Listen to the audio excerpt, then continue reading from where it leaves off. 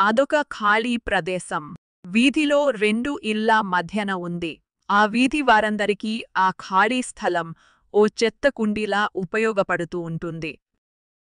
ఆ స్థలానికి యజమాని ఒక నల్ల కుక్క. ఆ నల్ల కుక్క చుట్టూ ప్రక్కల ఇళ్లవారు తిని పారవేసిన విస్తరాకులలోని మెతుకులు తింటూ ఆ దొడ్డిలో నలుమూలలా తిరుగుతూ ఉంటుంది. ఏ మూల ఏ చప్పుడైనా ఉలిక్కిపడి చూస్తూ కోపంగా గుర్రుపెడుతుంది ఆ కుక్క. ఎప్పుడైనా మరో కుక్క ఆ స్థలంలో గుర్రుపెడుతుంది ఆ కుక్క. ఎప్పుడైనా మరో కుక్క ఆ స్థలంలోకి వచ్చిందంటే దానిమీద పడి రక్కి కరిచి ఆ కుక్కను అవతలకు తరిమివేస్తుంది. ఆ స్థలంలో పడిన పుల్లిస్తరాకులన్నీ దాని సొత్తు. వాటిని ఎవ్వరూ ముట్టుకొనడానికి వీలు లేదు. అయినా చీమలు ఈగలు ఆ ఆకులమీద ముసురుతూనే ఉంటాయి. ఆ నల్ల కుక్క వాటిని తోలేస్తూనే ఉంటుంది. ఇలా ఉండగా ఓ పండుగ రోజున రోజూ కంటే ఎక్కువ పుల్లిస్తరాకులు ఆ స్థలంలో వచ్చి పడ్డాయి. వాటిని చూడగానే నల్ల కుక్కకు పండగ ఆనందం కలిగింది. కాని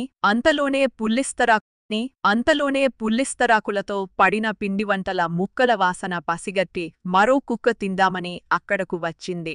ఆ కుక్క రావడమే తడవుగా నల్ల కుక్క దానిమీద ఉరికింది పెద్దగా అరుస్తూ. కొత్త కుక్క కోరలు చూపుతూ నల్ల కుక్క మీద తిరగబడింది. అరుపులు కరుపులతో పెద్ద కోట్లాట జరిగింది. ఆ దెబ్బలాటతో పుల్లిస్తరాకులన్నీ చిందరవందర అయిపోయాయి. అన్నీ మట్టి కొట్టుకుని పోయాయి.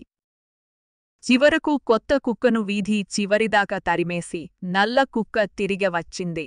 ఒగుర్చుకుంటూ చూస్తే మట్టి తుక్కు తరిమేసి నల్ల కుక్క తిరిగి వచ్చింది.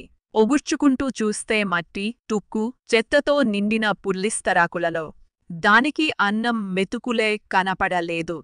అటూ ఇటూ వెతికి దిగులు పడుతూ కూర్చుంది.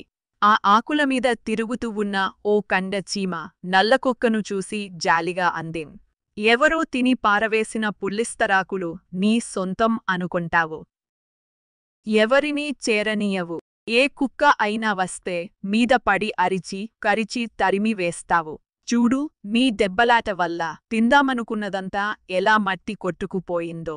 నాకే తప్ప ఎవరికీ ఉండకూడదు అనే నీ దుర్బుద్ధి నీకు కూడా లేకుండా చేసింది.